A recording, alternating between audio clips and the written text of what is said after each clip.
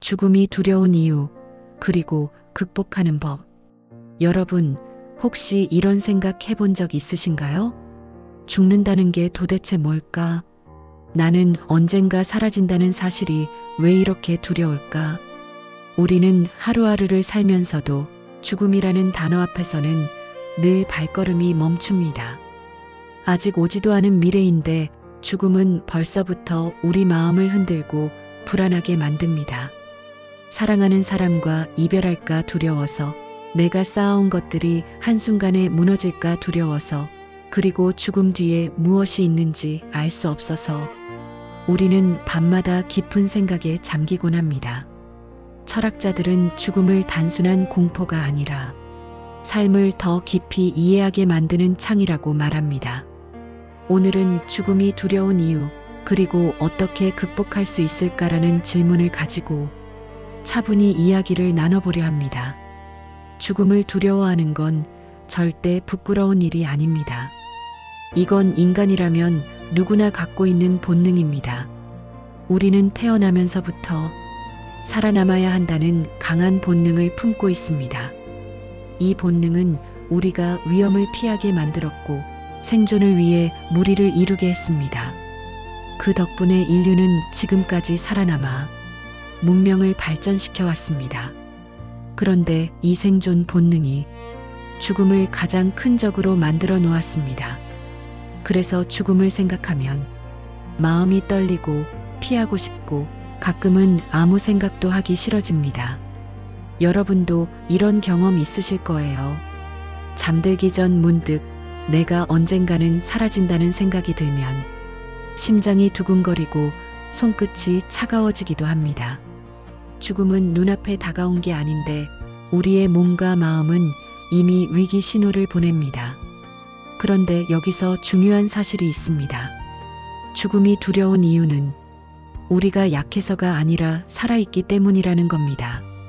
죽음을 두려워한다는 건 내가 여전히 삶을 붙잡고 싶다는 뜻이고, 아직 하고 싶은 것도 많고 지키고 싶은 것도 있다는 신호입니다. 니체는 이런 말을 했습니다. 죽음을 두려워한다는 건 삶을 진정으로 사랑한다는 증거다. 우리는 살아있는 한 죽음에 대한 불안에서 완전히 자유로울 수 없습니다. 그 두려움이야말로 우리가 더 열심히 하루를 살아내도록 등을 떠미는 힘이기도 합니다. 죽음 앞에서 느끼는 본능적인 공포, 그건 우리 마음이 보내는 메시지입니다. 나는 아직 살고 싶다. 나는 여전히 나의 이야기를 이어가고 싶다. 죽음을 두려워한다는 건 곧 삶을 더 붙잡고 싶다는 외침이라는 걸 여러분이 꼭 기억하셨으면 합니다. 죽음을 떠올릴 때 가장 먼저 밀려오는 감정은 불안입니다. 이 불안은 단순히 내 생명이 끝난다는 사실에서만 오는 것이 아닙니다. 그보다 더 무겁게 다가오는 건 내가 지금까지 지켜왔던 관계와 사랑, 그리고 이루어온 삶의 흔적이 한순간에 사라질 수 있다는 두려움입니다. 사람은 혼자 존재하지 않습니다. 우리는 가족과 친구, 동료와 이웃, 수많은 연결 속에서 살아갑니다. 그런데 죽음은 이 연결을 가차없이 끊어버립니다. 내가 사랑하는 사람들을 두고 떠나야 한다는 사실, 혹은 내가 사랑하는 이들을 잃게 될지도 모른다는 사실이 죽음을 더 무섭게 만듭니다. 여러분도 사랑하는 이를 떠나보낸 경험이 있나요? 그 순간 세상이 멈춘 듯한 공허함을 느끼지 않으셨나요? 빈자리를 바라볼 때마다 그곳에 있던 웃음소리와 온기가 그리워지지 않았나요? 죽음은 단순히 개인의 끝이 아니라 남은 이들에게는 지워지지 않는 상실의 그림자를 남깁니다. 철학자 하이데거는 이렇게 말했습니다. 인간은 죽음을 향해 나아가는 존재다. 이 말은 우리 모두가 언젠가 끝을 맞이할 수밖에 없다는 뜻입니다. 하지만 동시에 이 끝을 의식하기 때문에 우리는 더 치열하게 살아갈 수 있습니다. 죽음을 생각하지 않는다면 우리는 하루하루를 소중히 대하지 않을지도 모릅니다. 죽음이 주는 불안은 또 다른 질문을 던집니다. 내 삶은 과연 의미가 있었을까? 내가 살아온 길은 헛되지 않았을까? 많은 사람들이 죽음을 떠올릴 때 이 질문 앞에서 마음이 흔들립니다. 성공을 했든 실패를 했든 모든 것이 결국 사라지는 게 아닌가 하는 생각이 우리를 불안하게 만드는 겁니다. 그런데 여기서 멈춰서서 생각해 봐야 합니다. 정말 죽음이 모든 걸 없애버릴까요?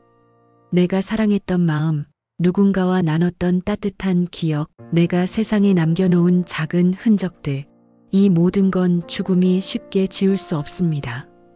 어떤 이는 책을 남기고 어떤 이는 예술을 남기며 또 어떤 이는 자녀와 제자들에게 배움을 전합니다. 그리고 대부분의 사람들은 작은 친절과 따뜻한 말 한마디로 누군가의 마음속에 오래 남습니다. 죽음이 모든 걸 앗아가는 것 같아도 사실은 우리가 남긴 발자국은 쉽게 사라지지 않습니다. 죽음을 불안하게 느끼는 건 내가 삶을 대충 살고 싶지 않다는 뜻입니다. 사랑을 더 깊이 나누고 싶고 시간을 헛되이 보내고 싶지 않다는 바람이 죽음의 그림자를 통해 드러나는 겁니다. 니체는 고통과 불안을 삶의 일부로 보았습니다. 그는 말합니다. 삶을 사랑한다면 그 속에 있는 고통도 사랑해야 한다. 죽음을 두려워하는 마음 역시 삶을 진심으로 사랑하기에 생겨나는 감정입니다. 이 불안은 우리가 삶을 더 진지하게 살도록 이끌어줍니다. 여러분, 죽음을 불안해하는 건 결코 약함이 아닙니다. 오히려 그것은 우리가 사랑할 줄 알고 잃을 것을 두려워할 만큼 삶의 진심이라는 증거입니다. 죽음을 통해 불안을 느낀다는 건 나는 여전히 살아있고 살아있다는 사실에 의미를 두고 있다는 증명입니다. 죽음은 그림자를 드리우지만 그 그림자가 드리운 만큼 우리는 빛을 더 선명하게 볼 수 있습니다. 불안은 괴롭지만 그 불안 덕분에 우리는 오늘 하루를 더 아끼고 소중한 사람을 더 사랑하며 내가 남길 흔적을 더 의식하게 됩니다. 그러니 오늘 당신이 느낀 불안은 결코 헛된 감정이 아닙니다. 그건 당신이 삶을 외면하지 않고 더 깊이 껴안고 있다는 뜻이니까요. 우리는 누구나 죽음을 알고 있습니다. 하지만 대부분은 그 사실을 애써 외면하며 살아갑니다. 마치 나와는 상관없는 일처럼, 아직은 먼 이야기처럼 죽음을 기억의 가장 깊은 서랍 속에 감춰둡니다. 그렇게 하는 이유는 단순합니다. 죽음을 생각하면 두렵고 불편하기 때문입니다. 언젠가 끝난다는 사실은 우리의 마음을 무겁게 하고 때로는 무력하게 만들기까지 합니다. 그래서 사람들은 오히려 죽음을 잊어버림으로써 안심하려 합니다.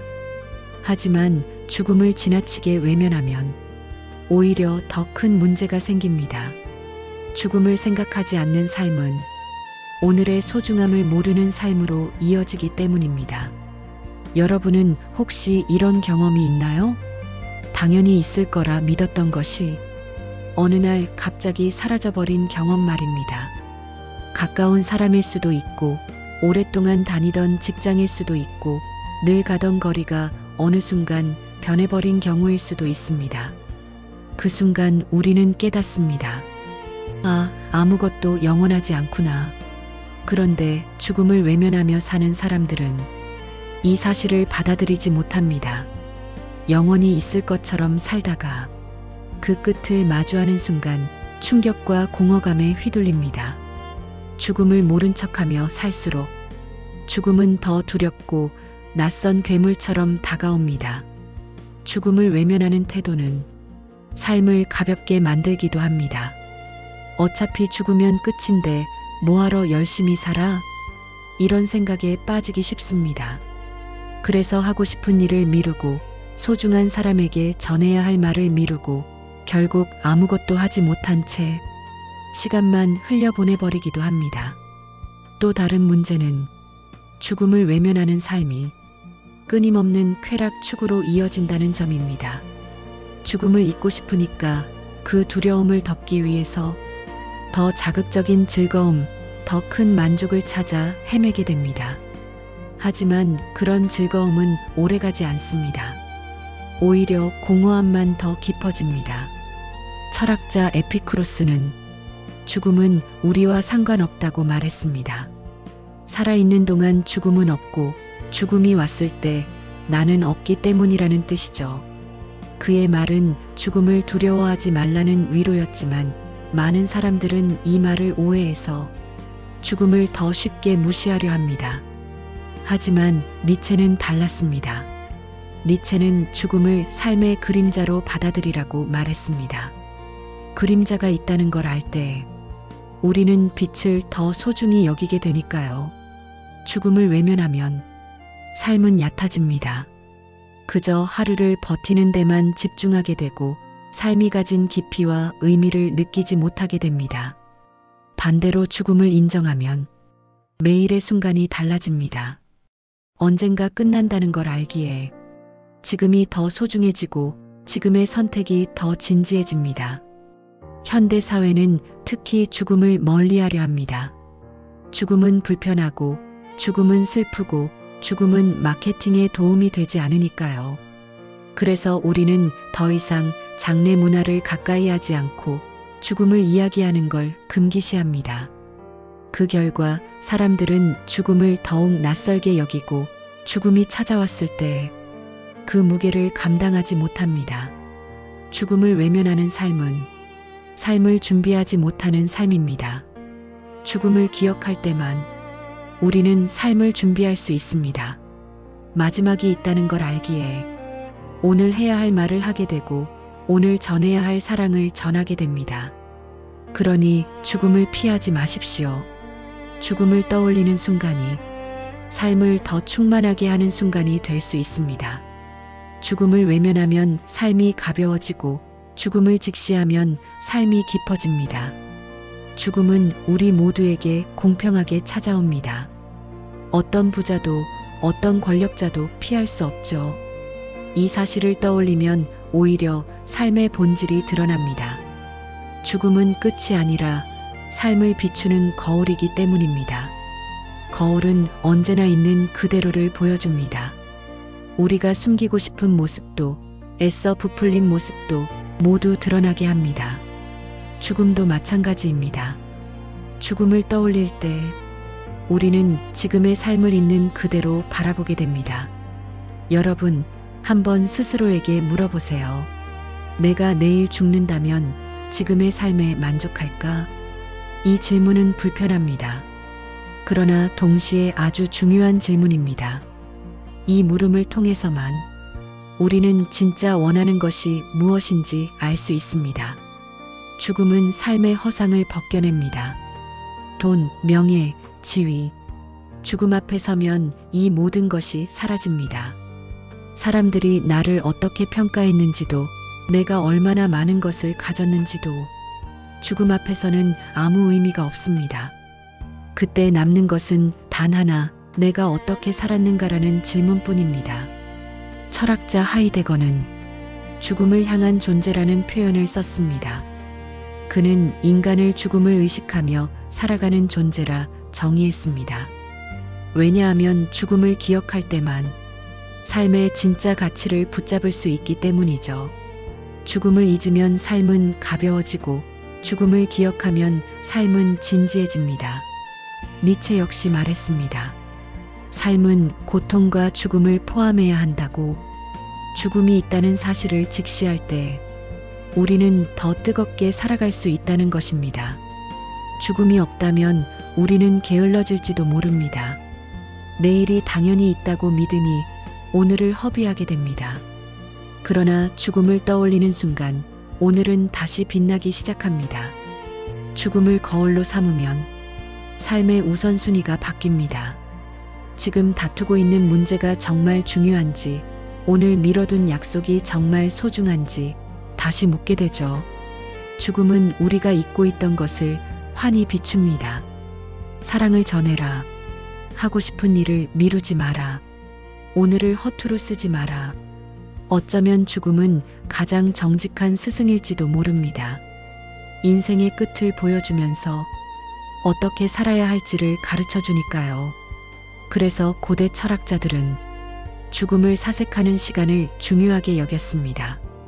죽음을 자주 떠올리는 사람은 삶을 더 충실히 살아갈 수 있기 때문입니다.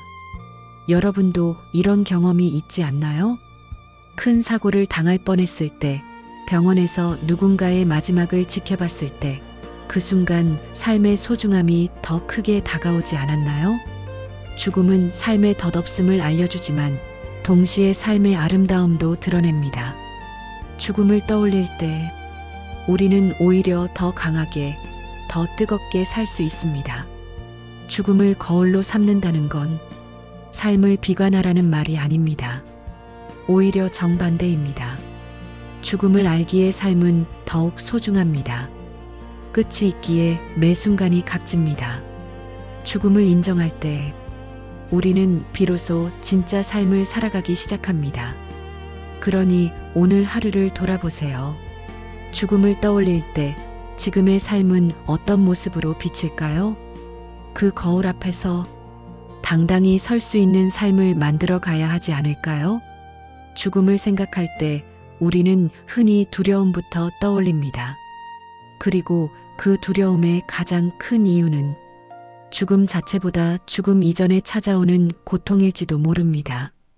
병으로 누워 신음하는 시간, 사랑하는 이를 잃는 순간, 삶의 무게에 짓눌려 숨이 막히는 경험들. 우리는 이런 고통을 피하고 싶어 하기에 죽음을 더 두렵게 느끼는 것이죠. 하지만 철학자 니체는 이렇게 말했습니다. 고통 없는 삶은 없다. 고통은 우리를 단련하는 훈련이다. 그에게 고통은 피해야 할 적이 아니라 삶을 깊게 만드는 필수적인 과정이었습니다. 생각해보면 그렇습니다. 기쁨은 잠시 머물다 지나가지만 고통은 오래 기억에 남습니다. 그 고통 속에서 우리는 자신을 돌아보고 새로운 결심을 하며 더 단단한 사람이 됩니다. 죽음이 삶의 끝을 드러낸다면 고통은 그 끝을 향해 가는 동안 우리를 성장시키는 과정이라고 할 수 있습니다. 고통과 죽음은 늘 붙어 다닙니다. 누군가를 잃는 고통은 죽음이 우리 곁에 왔음을 알려줍니다. 내 몸이 병으로 고통받을 때 죽음이 멀지 않았다는 신호를 느낍니다. 그래서 많은 이들이 고통을 혐오합니다. 그러나 역설적으로 그 고통은 우리가 살아있다는 증거이기도 합니다. 생각해 보세요. 손끝이 베었을 때의 통증은 내 몸이 아직 반응한다는 뜻입니다. 마음이 아프다는 건 내가 여전히 사랑하고 있다는 증거입니다. 고통은 괴롭지만 동시에 생명의 신호입니다.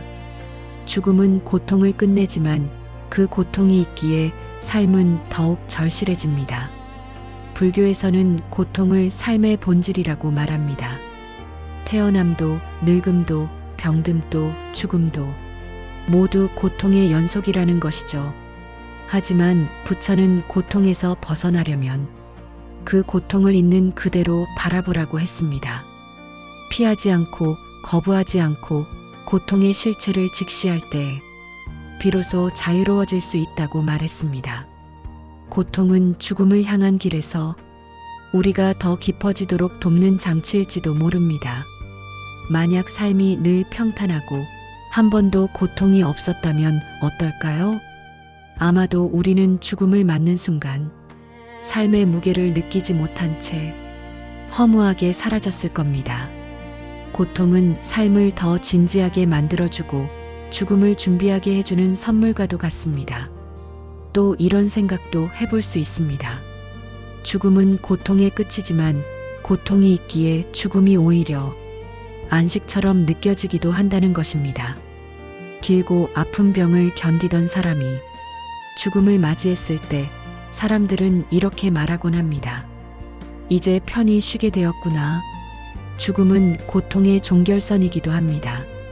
그렇다면 우리는 고통과 죽음을 어떻게 받아들여야 할까요? 그 답은 고통을 단순히 적으로만 보지 않는 데 있습니다. 고통이 찾아왔을 때 왜 나에게 이런 일이 생겼을까? 라고 묻기보다 이 고통이 나에게 무엇을 가르치려 하는가? 라고 되묻는 것입니다. 그 순간 고통은 단순한 고난이 아니라 삶의 스승으로 바뀝니다. 니체는 또 이렇게 말했습니다. 나를 죽이지 못하는 것은 나를 더 강하게 만든다. 이 말은 단순한 위로가 아닙니다. 고통을 견뎌낸 사람만이 삶의 무게를 받아들이고 죽음조차 담담히 마주할 수 있다는 뜻입니다. 죽음은 결국 고통의 끝입니다. 그러나 살아가는 동안 겪는 고통은 우리를 죽음 앞에 더 당당하게 세워줍니다.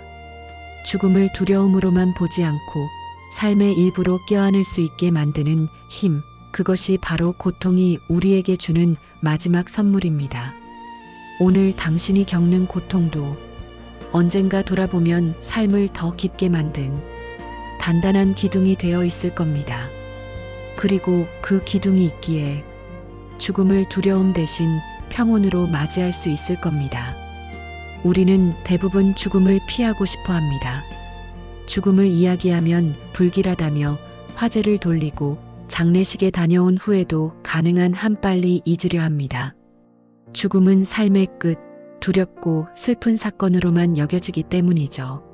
하지만 역설적이게도 죽음을 똑바로 바라볼 때 삶은 전혀 다른 빛으로 다가옵니다. 죽음을 직시한다는 건 죽음에만 머무는 게 아니라 지금 살아있는 시간을 새롭게 바라보는 힘을 주기 때문입니다. 니체는 말했습니다. 죽음을 기억하라. 그래야 오늘을 더 뜨겁게 살 수 있다. 우리가 언젠가 반드시 죽는다는 사실을 의식할 때 지금 이 하루가 얼마나 소중한지 깨닫게 됩니다. 생각해 보세요. 만약 우리가 영원히 산다고 믿는다면 오늘을 허비해도 별로 아깝지 않을 겁니다. 내일 하면 되지. 언젠가 기회가 있겠지. 이런 말로 미루며 살아가겠죠. 그러나 인생은 유한합니다. 이 사실을 마주하는 순간 내일은 당연한 것이 아니며 오늘의 시간은 다시 돌아오지 않는 유일한 순간임을 알게 됩니다. 죽음을 의식하는 것은 삶을 더 충실히 사는 가장 강력한 자극입니다. 불교에서도 비슷한 가르침을 줍니다. 모든 것은 무상하다. 사랑도, 젊음도, 권력도, 생명도 영원하지 않다는 것입니다. 이 무상의 진리를 깨닫는 순간 우리는 욕심을 조금 내려놓을 수 있고 지금 이 순간을 더 깊이 누릴 수 있습니다. 죽음을 외면하는 사람은 삶을 가볍게 소비합니다. 하지만 죽음을 직시하는 사람은 삶을 진지하게 대합니다. 이 차이가 결국 삶의 질을 가릅니다. 죽음을 직시하는 태도는 관계에서도 큰 변화를 줍니다. 우리는 종종 사랑하는 사람에게 고마움을 표현하지 못합니다. 언젠가 말하면 되겠지. 다음에 기회가 있겠지. 하지만 죽음을 떠올리면 그 언젠가가 결코 오지 않을 수도 있다는 사실을 깨닫습니다. 그래서 더 늦기 전에 말하게 됩니다. 고마워. 사랑해. 너 덕분이야. 죽음을 직시하는 것은 우리의 선택을 더 선명하게 합니다. 무의미한 일에 매달리는 대신 정말 중요한 것을 고르는 힘이 생깁니다. 니체가 말한 자신의 길을 걸어라는 외침 역시 죽음을 의식할 때 비로소 절실하게 다가옵니다. 왜냐하면 인생이 짧다는 것을 아는 순간 남의 길을 따라갈 시간이 없다는 걸 알게 되기 때문입니다. 죽음을 두려움으로만 보지 않고 삶의 길잡이로 받아들일 때 삶의 태도는 달라집니다. 죽음은 삶을 어둡게 가리는 그림자가 아니라 삶을 빛나게 하는 거울이 됩니다. 여러분도 오늘 하루의 끝에 이 질문을 던져보세요. 만약 오늘이 내 삶의 마지막 날이라면 나는 무엇을 하고 싶을까? 이 질문 하나만으로도 당신의 하루는 훨씬 진지해지고 더 사랑이 깊어지고 더 의미 있게 변할 것입니다. 죽음을 직시할 때 삶은 더 이상 막연한 시간이 아닙니다. 매 순간이 선물이 되고 매 만남이 기적이 됩니다. 그리고 우리는 마침내 살아있음 그 자체를 감사하게 됩니다. 사람이 경험할 수 있는 가장 큰 슬픔 중 하나는 사랑하는 사람의 죽음을 맞이하는 순간입니다. 부모의 떠남, 친구의 이별, 혹은 반려동물의 마지막까지 그 빈자리는 너무 커서 도저히 메울 수 없는 것처럼 느껴집니다. 죽음 앞에서 우리는 흔히 이렇게 묻습니다. 왜 나에게 이런 일이 일어난 걸까? 내가 조금만 더 잘했더라면 달라지지 않았을까? 자책과 후회, 원망이 몰려오며 마음은 쉽게 회복되지 않습니다. 철학자들은 이 고통에 대해 다양한 대답을 내놓았습니다. 불교에서는 모든 만남은 인연이자 무상함 속에서 이루어진다고 합니다. 즉, 영원한 만남은 없고 모든 것은 반드시 끝이 있다는 진리를 받아들이라는 것이죠. 하지만 이 말이 냉정하게 들리기도 합니다. 사랑하는 이의 죽음을 앞에 두고 무상하니 받아들여라라는 말은 오히려 상처를 더 깊게 만들기도 합니다. 니체는 다른 방식으로 이 문제를 바라보았습니다. 그는 죽음을 피할 수 없는 현실로 받아들이는 동시에 그 안에서 삶을 긍정하려 했습니다. 내 운명을 사랑하라. 아모르 파티, 그의 유명한 말입니다. 사랑하는 사람의 죽음조차도 인생의 일부로 받아들이라는 강한 요구이지요. 처음에는 이 말이 너무 잔인하게 들립니다. 어떻게 죽음을 사랑할 수 있겠습니까? 하지만 니체가 말한 사랑은 죽음을 기뻐하라는 뜻이 아닙니다. 그것을 피할 수 없는 삶의 일부로 껴안으라는 의미입니다. 삶은 아름다움과 기쁨으로만 이루어진 것이 아닙니다. 고통, 상실, 이별 역시 우리를 완성시키는 중요한 조각입니다. 사랑하는 사람의 죽음은 우리의 존재를 더 깊이 성찰하게 만들고 남은 삶을 더 소중히 살게 합니다. 여기서 중요한 건 기억입니다. 사랑하는 사람은 떠났지만 그와 함께한 시간은 결코 사라지지 않습니다. 우리가 기억하고 이야기하는 한 그 사람은 여전히 우리 삶 속에서 살아 있습니다. 죽음은 육체를 데려갈 수 있어도 우리의 기억과 사랑까지 지울 수는 없습니다. 어쩌면 사랑하는 이의 죽음을 받아들인다는 건 있는 것이 아니라 새로운 방식으로 그 사람을 품는 일일지도 모릅니다. 눈앞에서 함께하지는 못하지만 마음속에서 그 사람은 여전히 나와 함께 걷고 있습니다. 심리학자들은 애도 과정이 필요하다고 말합니다. 처음에는 부정과 분노, 그 다음은 슬픔, 그리고 서서히 수용으로 나아갑니다. 이 과정은 시간이 필요합니다. 중요한 건 억지로 빨리 잊으려 하지 않는 것입니다. 울고 싶으면 울고, 말하고 싶으면 이야기하며 마음을 충분히 흘려보내야 합니다. 그것이 진정한 치유로 가는 길입니다. 죽음을 받아들이는 또 다른 방법은 그 사람이 나에게 남긴 것을 실천하며 사는 것입니다. 그가 좋아했던 삶의 태도, 그가 전해주었던 따뜻한 말, 그가 소중히 했던 가치를 이어가는 것. 그렇게 살아갈 때 그는 단순히 과거의 사람이 아니라 지금도 내 안에서 살아있는 존재가 됩니다. 사랑하는 사람의 죽음을 받아들이는 것은 결코 쉬운 일이 아닙니다. 그러나 철학과 종교, 그리고 우리의 경험은 하나의 지혜를 알려줍니다. 죽음은 끝이 아니라 다른 방식의 이어짐이라는 것. 오늘도 그리운 사람이 떠오른다면 이렇게 속삭여 보세요. 당신은 내 안에 여전히 살아 있습니다. 나는 당신이 남겨준 길을 따라 조금 더 단단하게 살아가겠습니다. 사랑하는 사람의 죽음은 우리의 마음을 무너뜨리지만 동시에 우리의 삶을 더 깊게 만듭니다. 그 아픔 속에서 우리는 사랑의 진짜 무게를 배우게 됩니다. 죽음을 생각하면 우리는 본능적으로 두려움을 느낍니다.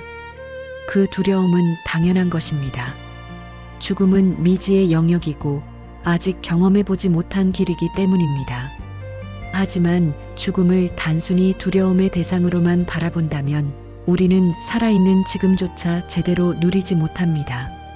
죽음을 인정하고 받아들일 때 비로소 삶은 더 깊어지고 빛나게 됩니다. 철학자 니체는 죽음을 통해 삶을 긍정하는 태도를 배워야 한다고 말했습니다. 그는 내 운명을 사랑하라는 말을 남겼습니다. 아모르 파티, 운명을 사랑한다는 뜻입니다. 죽음조차도 나의 운명이라면 그것을 두려움이 아닌 긍정으로 껴안으라는 것입니다. 이 말은 현실을 달콤하게 포장하지 않습니다. 죽음은 여전히 고통스럽고 무섭습니다. 그러나 그 사실을 외면하지 않고 마주할 때 우리는 삶을 훨씬 더 강렬하게 살아갈 수 있습니다. 죽음을 기억하면 작은 일에 덜 흔들리게 됩니다. 남의 시선이나 사소한 걱정이 삶의 전부가 아니라는 걸 깨닫게 되지요. 죽음이란 종착역이 있다는 사실이 오늘 하루를 더 소중하게 만듭니다. 삶을 긍정한다는 건 늘 즐겁게 살라는 뜻이 아닙니다. 고통과 어려움조차도 나의 일부로 받아들이는 태도를 말합니다. 아프고 힘든 순간에도 이 또한 내 삶의 한 장면이다라고 인정할 수 있을 때 삶은 온전히 나의 것이 됩니다. 죽음을 떠올리며 삶을 긍정하는 사람은 매일의 순간을 더 열정적으로 살아갑니다. 내일이 오지 않을 수도 있다는 사실이 오늘의 대화를 더 진심으로 만들고 지금의 만남을 더 소중히 하게 만듭니다. 죽음은 모든 것을 끝내는 것이 아니라 삶을 깊이 있게 살아내라는 초대장과도 같습니다. 너는 지금 어떻게 살고 있느냐? 죽음은 늘 이 질문을 우리에게 던지고 있습니다. 삶을 긍정하는 태도는 내가 가진 것에 감사하는 마음에서 시작됩니다. 멀리 있는 행복을 기다리는 대신 지금 내가 누리고 있는 소소한 것들을 바라보는 것입니다. 따뜻한 햇살, 함께 웃는 친구, 작은 성취와 배움의 기쁨, 그 속에 이미 삶의 충만함이 있습니다. 또한 삶을 긍정하는 태도는 미래에 대한 두려움을 줄여줍니다. 내가 아무리 완벽을 추구해도 삶에는 언제나 변수가 있고 죽음은 언젠가 찾아옵니다. 그 사실을 받아들이면 불확실성 속에서도 조금 더 담대하게 한 걸음을 내디딜 수 있습니다. 삶을 긍정한다는 건 결국 내가 어떤 선택을 하든 그 길을 사랑하겠다는 약속입니다. 완벽하지 않아도 실패와 후회가 있어도 그 모든 것이 내 삶의 일부임을 인정하는 것입니다. 오늘 하루가 힘들게 느껴지나요? 죽음을 생각해 보세요. 그 종착역 앞에 서 있다는 사실을 떠올리면 지금의 고민이 조금은 작게 보일지도 모릅니다. 그리고 다시 다짐할 수 있을 겁니다. 나는 이 삶을 긍정하겠다. 죽음을 두려워하는 대신 오늘을 더 뜨겁게 살아가겠다. 죽음을 넘어 삶을 긍정하는 태도, 그것이야말로 우리에게 주어진 가장 강력한 지혜입니다.